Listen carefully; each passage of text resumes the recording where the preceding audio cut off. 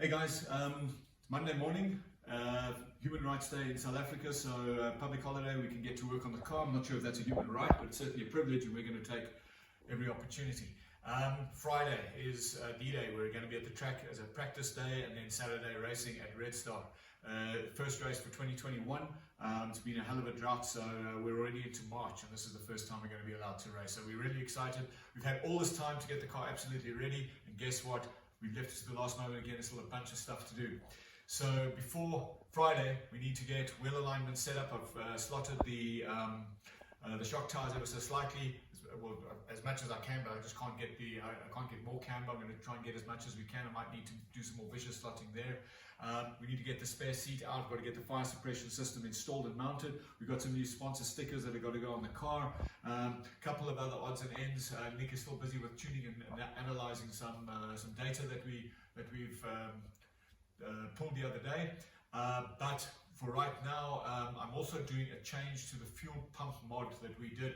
I can't recall if we ever uploaded a video and explained what we were doing and why we were doing it, so I'll cover that again briefly.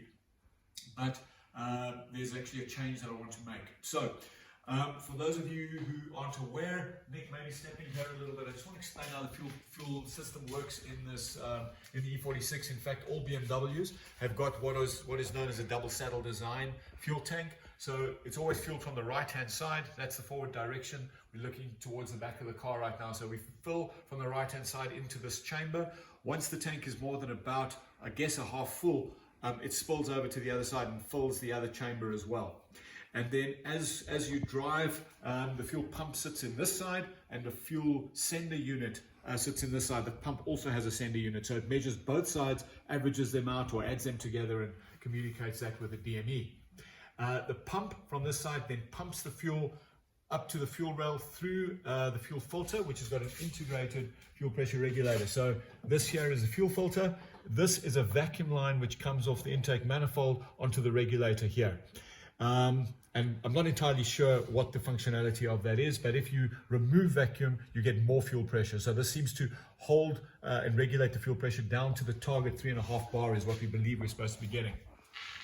So here's the problem, guys. When we racing on a clockwise track, what happens is the centrifugal force sloshes all of the fuel over to this side of the tank, and it sits in here, and we literally get fuel starvation at more than half a tank of fuel, which is obviously a real pain, and a lot of the tracks that we race at are clockwise.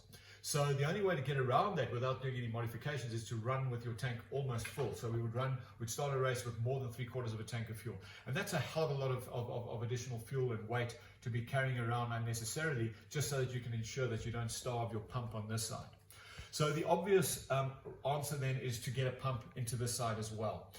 What happens under normal driving is firstly, you're sloshing both ways, so there's a bit of self-equalization, but there's actually a Venturi suction pump in this side. So as it's pumping from this side up here, it's also sucking the fuel back over to the right-hand side. But it can't do that fast enough in a situation where you're circulating at high G-forces in a clockwise direction. So common mod is put another fuel pump in this side. And there are two schools of thought. The one is use both fuel pumps in parallel, and they both pump. So if there's fuel here or there, you'll be pumping something and getting it through.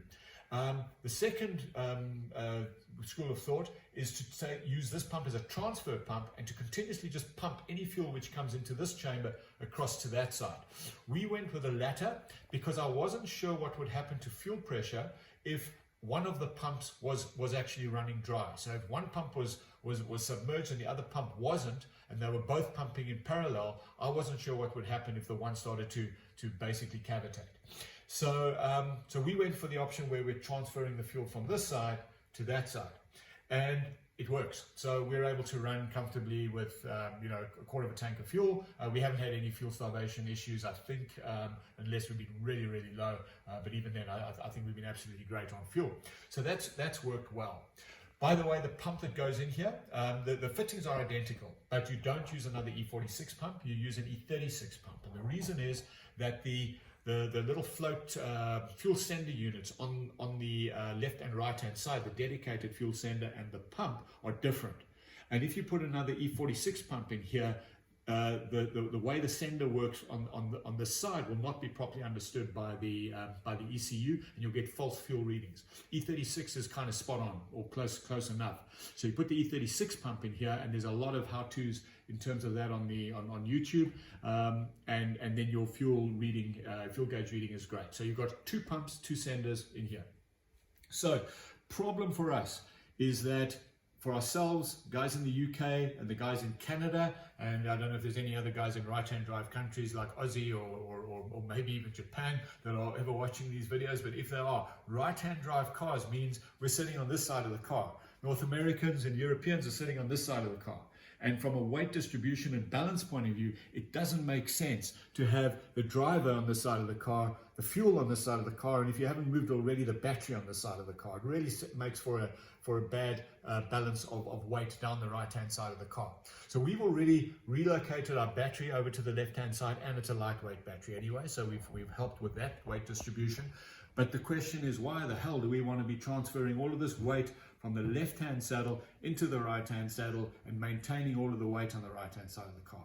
So what we've decided to do now is literally just do a switcheroo. We want to now start pumping from the left side, return to the right side, and transfer from the right side to the left side. There's always a return that comes back. In the case of the M54, going back over here, you'll see your fuel supply line comes into the fuel filter over here, and it returns from the fuel filter back into the tank on that side. On M52s and M50s, it doesn't work like that. Fuel filter is a straight in out, and then there's a separate regulator, and the return line comes straight back off the injector rail, straight back to the tank. This is a different design on M54. So to get this done now, I've just popped the caps off inside on top of the two fuel pumps, and of course I've got 2 pipes each. One is so I'm transferring from left pump to right pump into the top of the right pump, which then feeds back inside the unit, and then I'm pumping from the right hand pump, which comes across and then to the fuel filter, and then the return line is coming back in this side over here. And to swap that around, we basically need that I run now the supply from this side. So it's going to be really clumsy because the fuel line runs already across inaccessible above the tank but below the sheet metal to this side over here, and it's on a rigid line. I can't just pull that through, cut it shorter and connect it on this side. And similarly, the transfers are all a mess. So if I want to get this done without kind of messing with any of the pipe routing, I'm basically going to have a zigzag of pipe work inside, above the tank and between the 2 sides, trying to get things kind of swapped over, which is not great. So put the car up on the lift, and I had a look to see, is there any easier way that I can do the switch around? And effectively all I want to do is basically switch these 2 points around. So what is important is these are very rigid lines. So with the fuel filter in place, just switching those around ain't going to fly. So I came and had a look back here, and if you have a peek where we come up, this is one option where we've got the return line and the feed line, and in principle one could try and swap those around and try and get a bit of a twist on there, but there's still going to be some stress because they're rigid lines even though they've got the rubber hoses. But what I thought is probably going to be the best way to do this is to rotate the fuel filter assembly so that I can rotate those 2 points at the back, reposition those without putting any stress and twisting on those 2 pipes. This is a flexi, so that will go wherever it wants, and in fact, as a fuel pressure regulator, I'm quite sure that can rotate anyway if I need it to. And then this here, once this is clipped out, it will give us some movement as well in terms of how we can reposition that.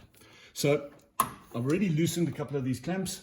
I'm ready to do that, and we'll come back in a moment once we've got this rotated around. So we're going to have the supply coming in on the outside now. The old supply is going to become the return, and vice versa. So guys, I hope that helps, and and I hope it's successful more than anything. If we run out of fuel on the track, we'll know it was a bad idea, but I don't see that happening. So thanks, and we'll get this video to you shortly. Right guys, all done, and it looks like it works out just fine. So basically what we've done is we've rotated the fuel filter by 180 degrees. So we removed these 2 here, which means we don't have to twist these 2 pipes at all. So before there was a center pipe and an inboard pipe on this, and by rotating it through 180 degrees now, there's a center pipe and an outboard pipe. And basically these two pipes have just shifted ever so slightly across by about 10 millimeters, so there's no stress on that point over there. That's great.